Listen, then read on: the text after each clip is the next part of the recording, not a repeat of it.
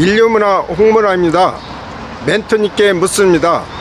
네트워크 마케팅에서 실버 세대로서 갖춰야 될 덕목이 무엇인가요? 앞에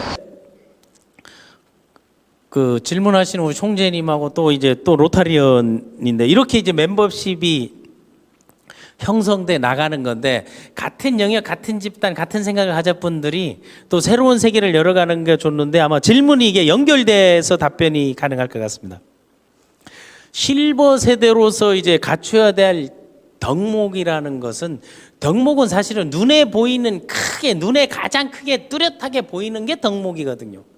그러니까 그 덕목들이 어디에서 나오는가 하면 바로 강점에서 나오는 거예요.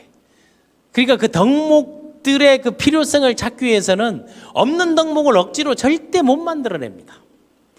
그러니까 그 역량들, 내가 갖고 있는 수학 분석에서 그 강점과 사회가 요구하는 그 기회와 연결될 수 있는 것을 찾아서 그게 크게 드러나게 해주는 거.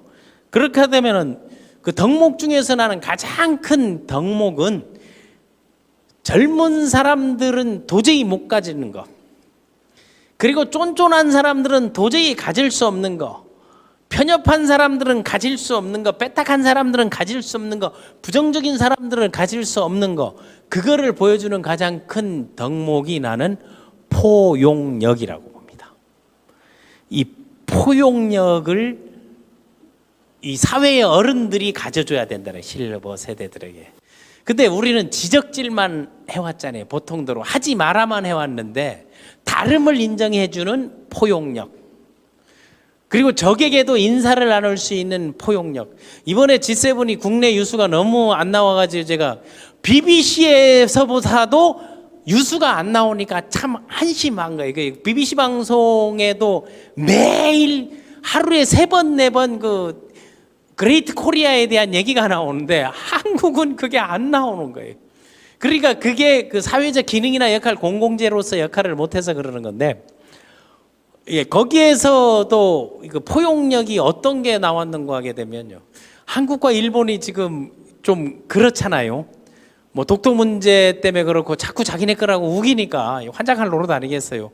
예, 그런데 복도에서 처음으로 딱 부딪혔잖아요. 한국 대통령과 미국의 스가.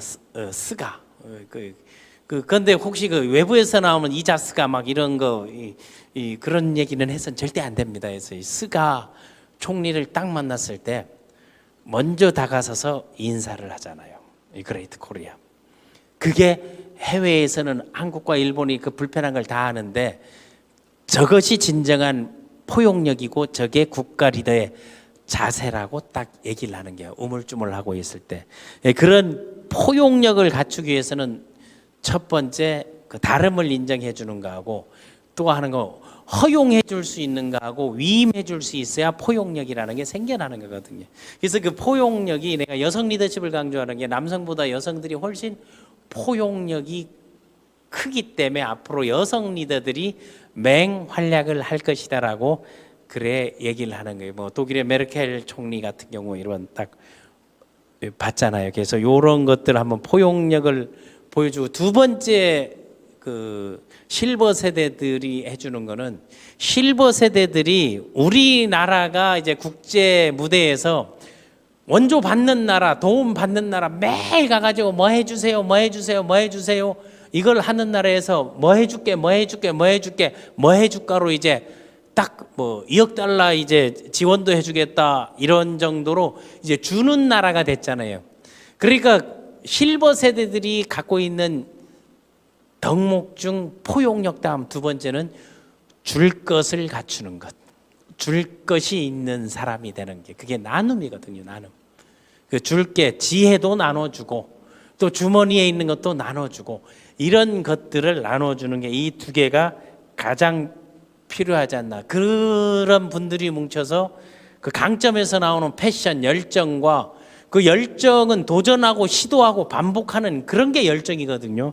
그걸 갖춘다게 되면 훨씬 더 훌륭한, 좋은 그런 세상이 오지 않겠나 하는 세상입니다.